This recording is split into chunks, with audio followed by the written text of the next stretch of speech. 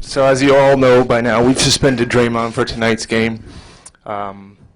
Basketball is an emotional sport. These things happen. We dealt with it in the manner we thought fit, and so we're going to move on. But I know you have questions, and I'll answer them the best I can. What part of Draymond's behavior crossed a line in your eyes? I don't want to get into the specifics. I don't think that's fair to him or our team or our organization. But I think the statement, unfortunately, kind of says as much as I'd like to say about it. It was just something we felt like was detrimental to the organization, and that's why we decided to do what we did. Bob, this is the sorry, down in front. Over here. Sorry. Yeah, that's okay. This is the most harsh punishment that you guys have handed out, I think, since you and Steve and Joe have all been together. What warranted that being the case, and was there a difference? I know you don't want to get into specifics from maybe what happened in 2016 with Steve and Draymond in the locker room in Oklahoma City. It's a fair question. I think we felt like, you're not going to love my answer, but we just felt like this rose to the level of acting the way we did. And that's a decision we have to make. I'm certainly involved in it, so is Steve. And so that's just the basic thought on that, which is just this was something we felt like required the action that we decided upon. How much is Kevin's looming free agency and the fact that he's obviously been kind of non-committal about it just festering in the locker room right now? I don't think it is. I mean, I'm sure that that's going to be the idea in some people's minds, but I think being around this team and being around these players, I said it on media day, it's hard to win a championship. You can't allow anything else in your locker room, in the narrative, and so this team has done a good job of that. I know it may appear as if it's looked easy over the last however many years. It's not. If you're in our locker room, if you're in an organization, it's hard.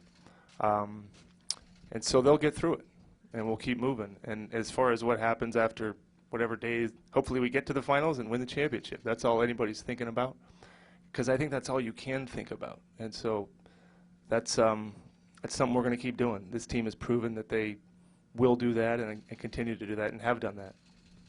Bob, hi. So you've long supported Draymond's fiery, emotional nature and the way he goes about his job. Steve has done the same. And how do you sort of move forward from this and still allow Draymond to be who he is, the way he plays, and get past this one? It's life, right? You just move forward through adversity. This is adversity, but we've had adversity before, and we'll have it again. Every team does. We do. I don't know that there's people that think we're a perfect place. We're not. We do our best just like everybody else, and I think it's what you do after these things occur that separates the good organizations, and there's a lot of them out there. That's what we're trying to be, and so how you handle things after they happen is the most important thing. Hey, Bob, have Kevin and Draymond gotten to the point where they can hash things out, or is that too soon? I don't know the answer to that. If they haven't talked, I'm sure that they will talk. I know both of them. I know what they want to accomplish this season. Been around both of them, so I'm sure that they'll get to that place because it's really about winning. And they both love to win. They both love to play basketball. And those are powerful things to have in common. Bob, Draymond obviously hasn't really forgotten his 2016 suspension in the NBA Finals. Is there any concern that he's gonna this is gonna fester with him and be an issue for him going forward, and he's not gonna forget this? No, I don't. I mean, look, knowing him for however many years I've known him, if caring too much is something that he struggles with, well, that's who he is. So we'll move. We made a decision. We felt like this action merited the decision we made, but I have every confidence that he can move forward with it. Our team can move forward with it, our organization, our players. Because, again, I mean, this is part of the NBA. This is part of what happens. You hit it head on, you make the best decision you can, and you go from there. Bob, something along the lines of what Connor asked, but before you made this decision, was there any concern that this can cause a divide? Because essentially it was two players, bickering. Maybe one went too far, but was there any concern in looking into that? I think we make the best decision always that we do at the time, and that's what we did in this decision. And then you trust the people in your organization to move through it.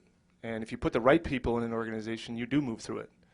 And I think we have the right people here to move through things like this. So at the time, today, we made the decision we made. These things aren't easy, but you make them and you move on, and you trust your ownership, you trust your management, you trust your coaches, you trust your players, that you got the right fabric to move on. Because a lot of you in here have covered the NBA a long time.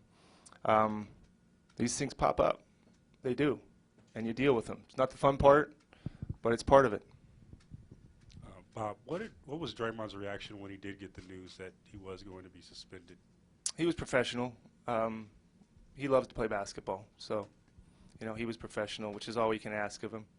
I think what probably will be the hardest thing for him is he can't play basketball tonight because he's a basketball player, and that's what is probably most difficult. Given the players involved, how many people were involved in the decision to suspend him? We collaborate, Ray, as you know. Steve and I probably the primary decision makers in the organization when something like this occurs, but we make others aware of our thinking on it. And we really don't do anything unilaterally. But as far as the key decision makers on this one, it's Steve and myself. Bob, is Draymond away from the venue altogether tonight? Yeah. Home. Yes. Thank you. Bob, how would you sort of describe Draymond's relationship with Kevin? I mean, he was involved, as I recall, in the recruiting of him, and they've obviously clashed a few times here. But how do they get along, and how would you sort of describe that dynamic? I think they have a lot in common. I mean, they both love to win. They both love to play. I think they would play basketball for free. But they're competitive. It's a relationship that wants to do great things together, and they will, and they have. And so I think they've got a sound relationship. But, like I said, in this game, in this sport, one of the best things about sports is it's emotional. And sometimes, it becomes too emotional. Bob, from a basketball standpoint, did you have a problem with Draymond's decision to bring the ball up court last night? I don't really care what happens on this decision. Basketball, they're going to make right decisions, wrong decisions. I have no problem with what any of the players do.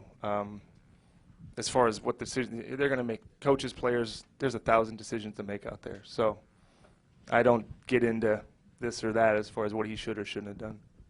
Bob, what was Kevin's reaction when you told him about the organization's decision? Kevin will probably do some media tonight, I imagine, so it's best probably to ask him. But when I spoke to him, he was professional as well. Did he think one quick one, did he think any action was necessary? He's probably best to just ask him, because I think you'll get a chance to do that. So, but this was an organizational decision, not his decision. It's an organizational decision.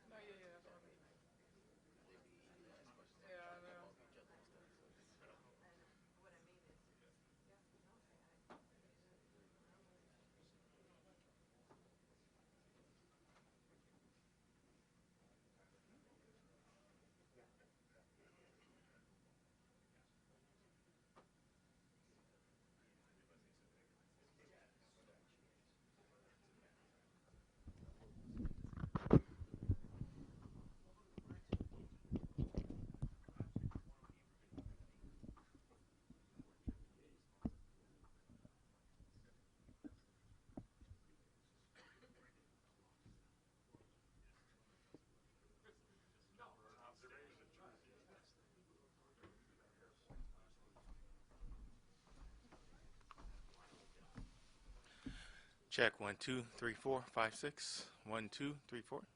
Okay, still.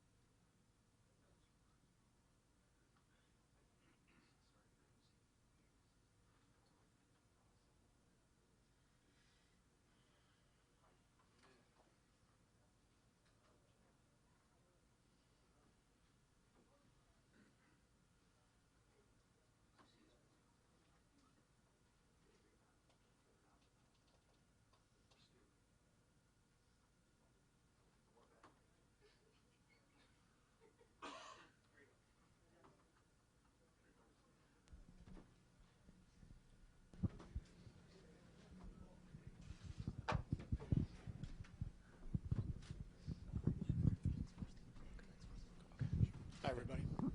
Hey, Steve.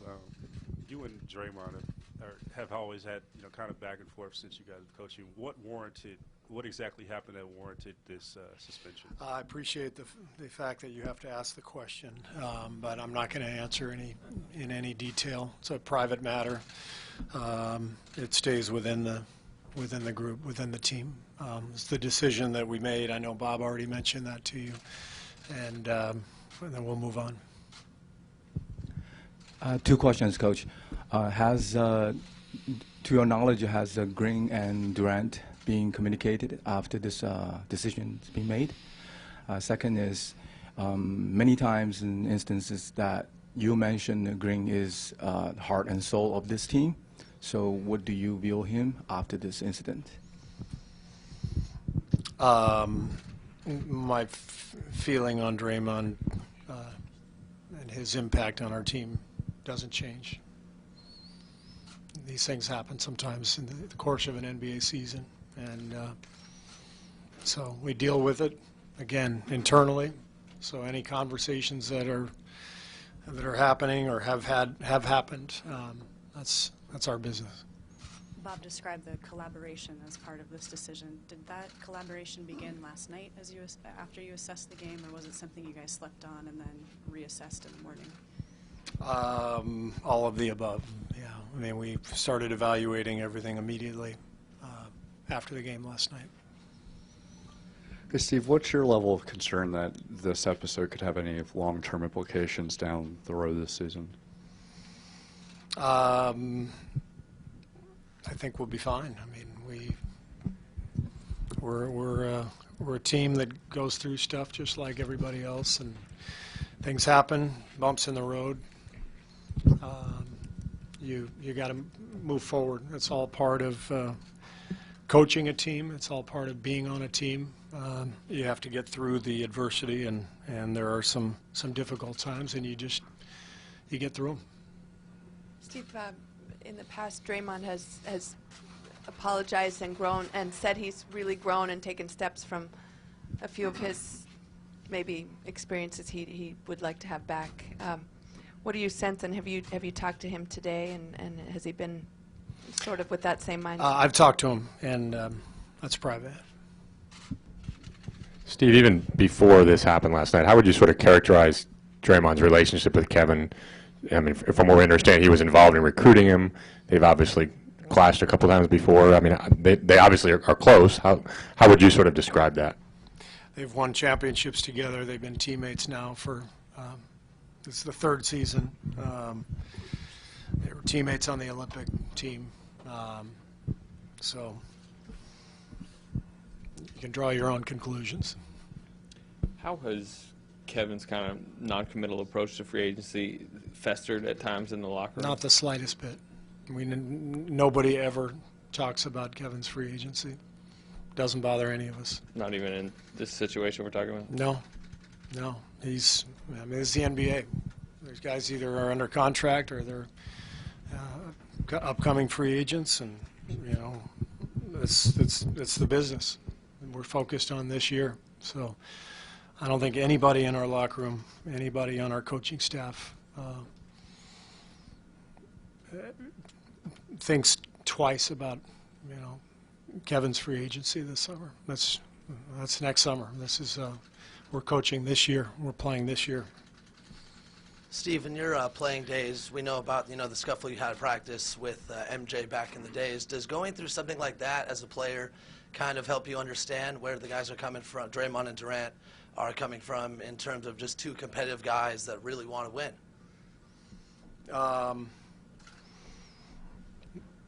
Yeah, I mean, when you play at a really high level and you're competitive, things happen. Every team that I've ever been on, things have happened.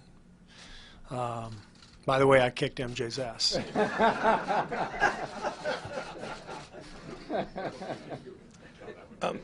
Given the fact that that the organization decided to suspend Draymond, is there any inference to be drawn that maybe this was an accumulation of irritants before, or was this a one-off in your mind?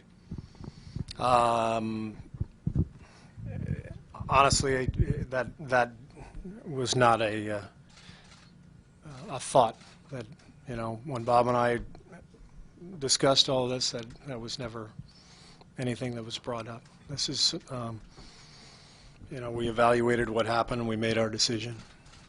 When it comes to managing a team, can a suspension also be a boundary setter? Like, this is the way that fire works, this is the way a fiery personality doesn't, or this is the way that communication should happen? When you're on a team, you always have